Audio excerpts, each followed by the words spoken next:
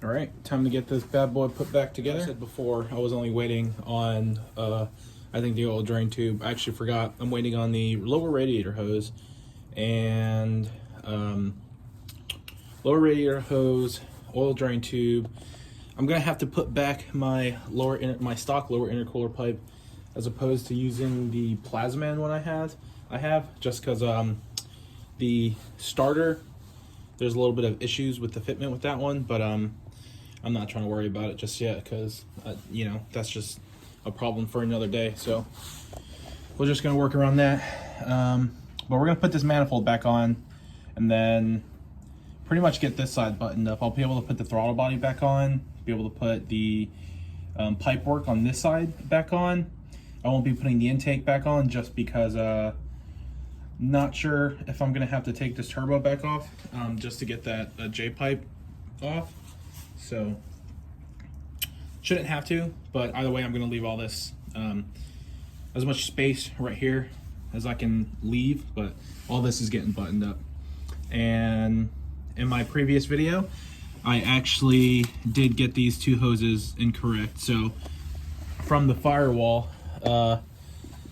this one, the upper hose, this one actually goes into the back of the thermostat case, so that will go right in here. And then the lower one will go to the back of the water pipe. So let's get that on.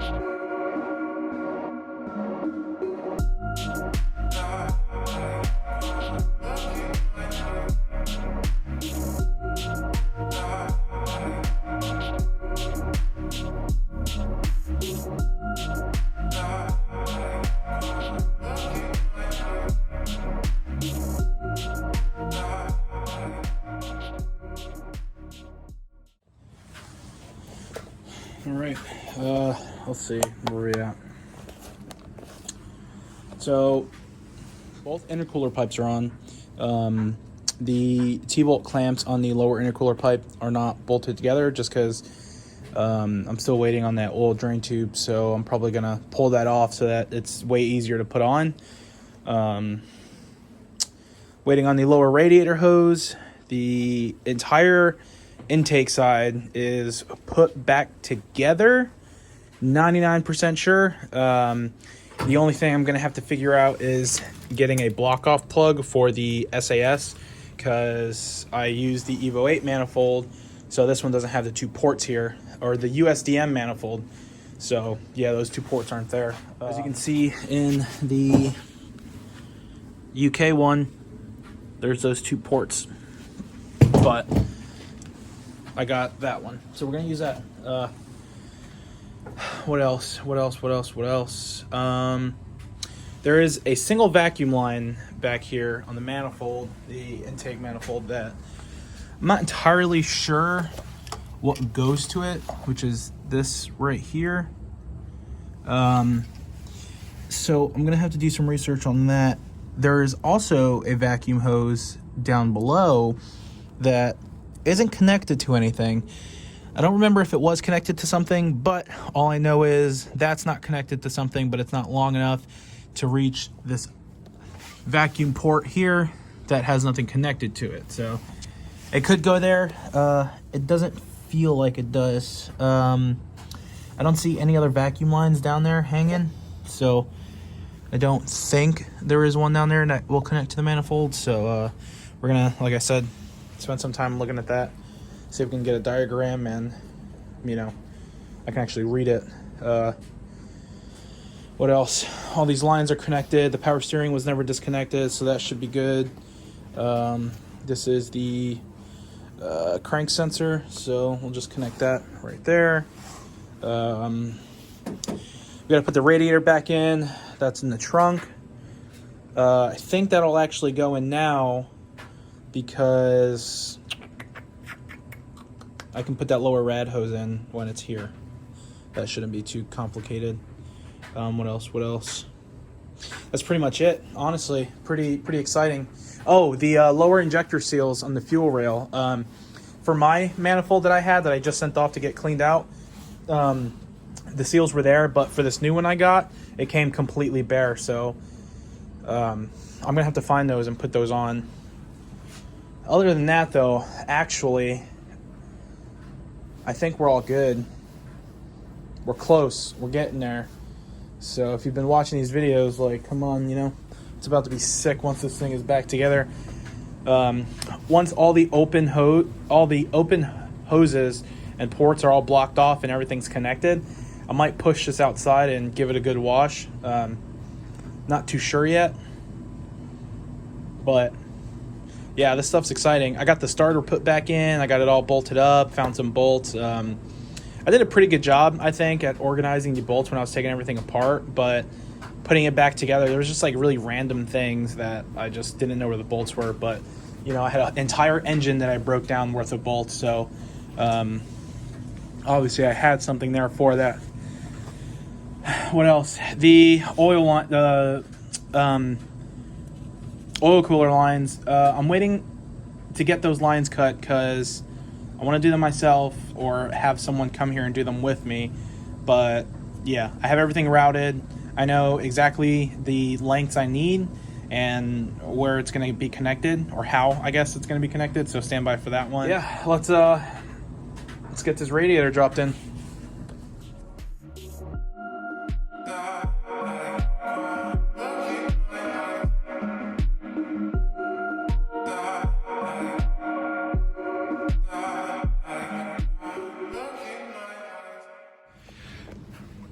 This went back in suspiciously easy. I feel like every time I take this radiator out, which has been a few times for a few reasons, I feel like the fan has always just like not cooperated with me.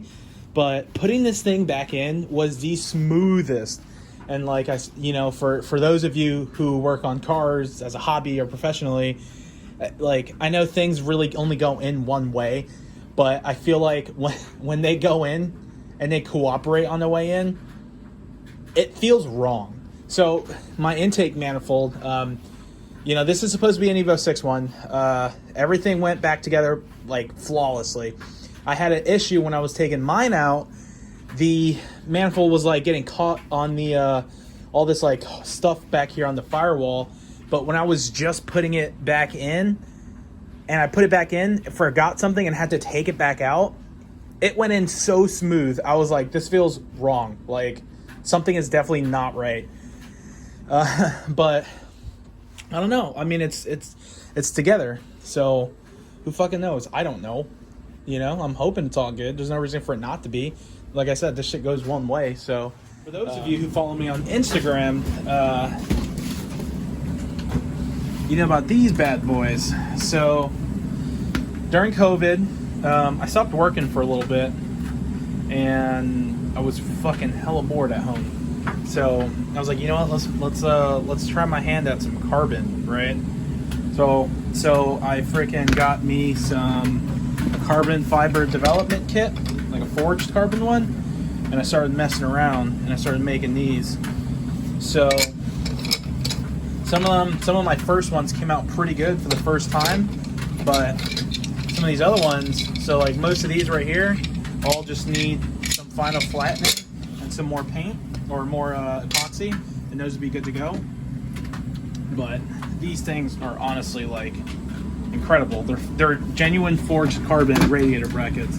So they're actually made from a mold. As you can see here, this is actually for the Evo 8 and 9.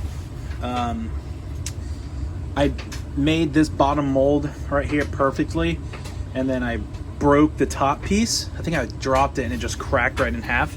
But you can see these molds. You got left and right ones here. These things are freaking dope. So I actually made one in here, and I didn't prep these molds to be reused, but this one's ready to go.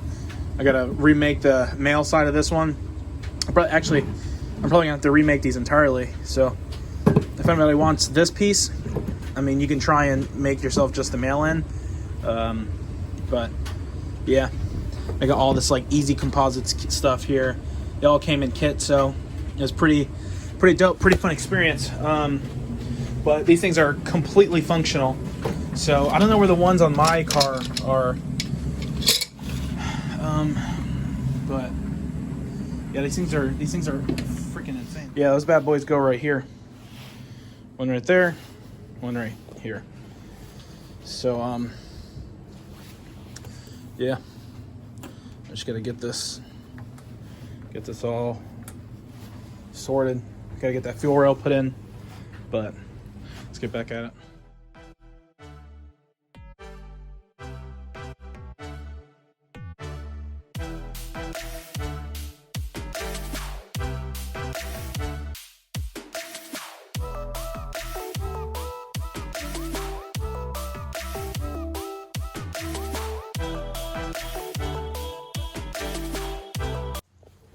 Well, I was going to wrap this one up. Yeah, when I was putting this radiator back in, like I said, it was pretty easy, but looking at it, there was one thing. So this AC line on the Evo 5s and 6s, maybe the 4s, I don't know. They got kinked between the turbo and the bracket that it sits in here on the radiator. So I just had to fix that. That's going to be it. So thanks for watching.